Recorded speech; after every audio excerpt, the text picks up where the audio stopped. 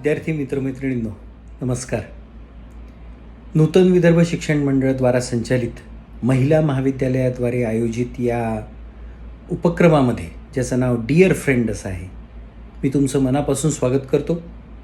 आजपासून आपण हा उपक्रम सुरू करतो आहोत आणि प्रत्येक रविवारी आपण तुमच्या माझ्या आयुष्याशी निगडीत असणाऱ्या काही महत्त्वाच्या गोष्टींबद्दल चर्चा करणार आहोत.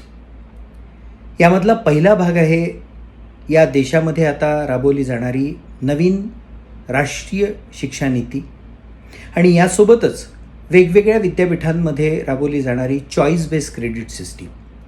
अशा दोन मुद्द्यांवर आपण बोलणार आहोत. हे दोन्हीही मुद्दे एकमेकांना पूरक आहेत आणि आपल्या विकसनशील वाटचालीमध्ये फार महत्त्वाचा भाग या दोन्ही मुद्द्यांचा असणार आहे. हा उपक्रम सुरू करण्यामागची भूमिका आपल्या सगळ्यांना ठाऊक आहे की देशाचं नवीन शिक्षा धोरण जेव्हा तयार झालेलं आहे आणि आता ते राबवलं जाणार आहे, त्यावेळी या शिक्षण धोरणाच्या केंद्रभागी असणारा सगळ्यात महत्त्वाचा भाग म्हणजे तुम्ही सर्व विद्यार्थी बंधू भगिनी. हे सारं तुमच्यासाठी आहे आणि म्हणून या नवीन शिक्षा धोरणामध्ये किंवा चॉईस बेस्ड क्रेडिट सिस्टीममध्ये ज्या नव्या गोष्टी तुमच्यासाठी म्हणून निर्माण केल्या गेलेल्या आहेत, त्या सर्व बाबींबद्दल तुम्हाला माहिती असावी, त्याचे बारकावे तुम्हाला कळावेत आणि या अनुषंगानं तुम्ही स्वतः या दृष्टीने तयार व्हावं, हा या सगळ्या उपक्रमामागचा हेतू आहे. तुमच्यापर्यंत आम्ही दर रविवारी पोहोचणार आहोत आणि या दोन्हीही मुद्द्यांमधील महत्त्वाचे पैलू याबद्दल आपण चर्चा करणार आहोत. नवीन राष्ट्रीय शिक्षा धोरण का निर्माण करण्यात आलं, हा मूलभूत प्रश्न आपल्यासमोर आहे. गेले अनेक वर्ष आपण आधी आखलेलं धोरण राबवत आलो. ते देखील धोरण अतिशय चांगलं होतं, परंतु नवशतक सुरू झालं, नवसहस्त्रक सुरू झालं आणि त्यानुसार जग बदलत गेलं आणि हा बदलाचा वेग जो आहे तो अतिशय झपाट्यानं आहे. झपाट्यानं जग बदलते आहे आणि त्याचा थेट परिणाम तुमच्या माझ्या आयुष्यावर होतो आहे. या आयुष्यामधला महत्त्वाचा भाग म्हणजे शिक्षण क्षेत्र. ज्या शिक्षण क्षेत्रामध्ये देशाची भावी पिढी तयार होते, ज्या शिक्षण क्षेत्रामध्ये देश घडतो, अशा शिक्षण क्षेत्रामधील धोरणांना नव्या पद्धतीनं मांडण्याची गरज देशाला जाणवली आणि म्हणून देशामधलं एक अत्यंत आदरणीय नाव, ज्यांचा या संबंध क्षेत्रामधला अत्यंत गाढा अभ्यास आहे, असे डॉक्टर कस्तुरीरंगन यांच्या नेतृत्वामध्ये एक समिती स्थापन करण्यात आली. देशभरामधले अनेक शिक्षण तज्ज्ञ त्यामध्ये समाविष्ट झाले आणि या सर्वांच्या माध्यमातून एक अत्यंत सुरेख, एक अत्यंत उद्यमशील असणारं एक धोरण आपल्यासमोर आलेलं आहे. आता हे धोरण लागू होणार आहे आणि त्यामुळे या धोरणाबद्दलची माहिती आपल्या सगळ्यांना व्हावी म्हणून या उपक्रमाला आम्ही सुरुवात केलेली आहे.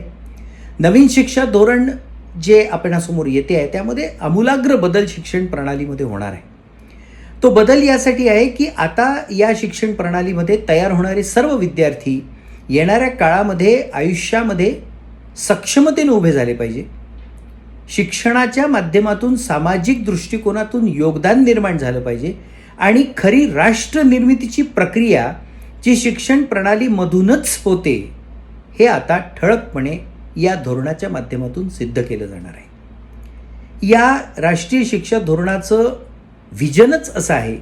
ते असं म्हणतात, the vision of India's new education system is to ensure that it touches the life of each and every citizen consistent with their ability to contribute to many growing development imperatives of this country on one hand and towards creating a just and equitable society on the other. याचा अर्थ असा आहे की या देशाच्या प्रत्येक नागरिकाच्या जीवनाच्या सर्व पैलूंना स्पर्श करणारं शिक्षण असावं. त्यासोबतच या देशामधले जे नागरिक या शिक्षण प्रणालीमध्ये असणार आहेत म्हणजे विद्यार्थी, त्यांच्या ॲबिलिटीज, त्यांच्या सक्षमता या सर्व बाजूनं वृद्धिंगत व्हाव्या आणि त्या अशा वृद्धिंगत झालेल्या कौशल्यपूर्ण आणि सक्षम असणाऱ्या या देशाच्या नागरिकांकडून देशाच्या भवितव्यासाठी कॉन्ट्रीब्यूट केलं जावं, योगदान दिलं जावं, जेणेकरून आपण सर्वांना समान न्याय देणारी आणि सर्वांना समान अधिकार देणारी एक अत्यंत सकस समाज व्यवस्था निर्माण करू, अशा पद्धतीचं व्हिजन या राष्ट्रीय शिक्षा धोरणाच्या माध्यमातून निर्माण करण्यात आलेला आहे. किती महत्त्वाचा भाग आहे बघा, की एक मान्यता मिळालेली आहे एका विचाराला, की शिक्षणाच्या प्रणालीमध्ये जे विद्यार्थी शिकतात ते या देशाच्या भवितव्याला घडवणारे नागरिक आहेत. त्यांच्या खांद्यावरती जबाबदारी आहे की या देशाला मोठं करायचं आणि जागतिक पातळीवर या देशाचं महत्त्व प्रस्थापित करायचं. ही भूमिका या राष्ट्रीय शिक्षा धोरणाच्या माध्यमातून आता स्पष्ट करण्यात आलेली आहे आणि त्याच पद्धतीनं सगळ्या गोष्टींची आखणी करण्यात आलेली आहे. एक अत्यंत सुंदर प्रतिक्रिया मी वाचली होती टाइम्स ऑफ इंडियामध्ये एका लेखकाची. खरं तर तो लेखक थेट या शिक्षण क्षेत्राशी संबंधित नसला तरी देखील त्याची प्रतिक्रिया फार बोलकी होती. त्या लेखकाचं नाव चेतन भगत. आपल्या सगळ्यांना माहिती आहे, अनेक कादंबऱ्या चेतन भगत यांनी लिहिल्या. त्यांच्या कादंबऱ्यांवर चित्रपट निर्माण झाले.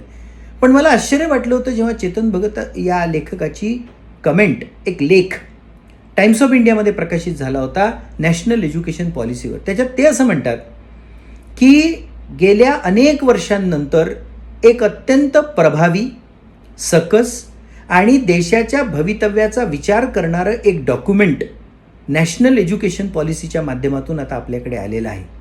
चेतन भगत यांचं म्हणणं बरोबर यासाठी आहे की फार बारकाईनं या देशाच्या सांस्कृतिक वैभवाचा, या देशाच्या सामाजिक वैभवाचा आणि या देशाच्या परंपरागत सर्व बलस्थानांचा विचार करून या धोरणाची आखणी करण्यात आलेली आहे. आणि हे सगळं आता विद्यार्थ्यांना सक्षम करण्याच्या दृष्टीनं आणि एक चांगली पिढी घडण्याच्या दृष्टीनं राबवण्यात येईल असा विश्वास या धोरणामधून आपल्याला निश्चित वाटतो.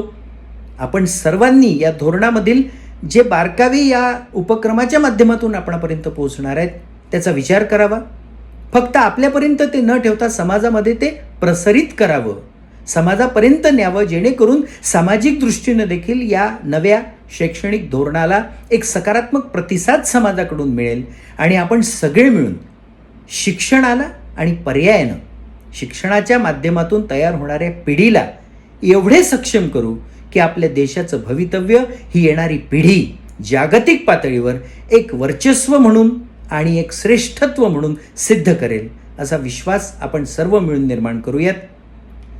पुढच्या भागामध्ये आपण राष्ट्रीय शिक्षा नीतीमधील एकेका पैलूचा विचार करणार आहोत.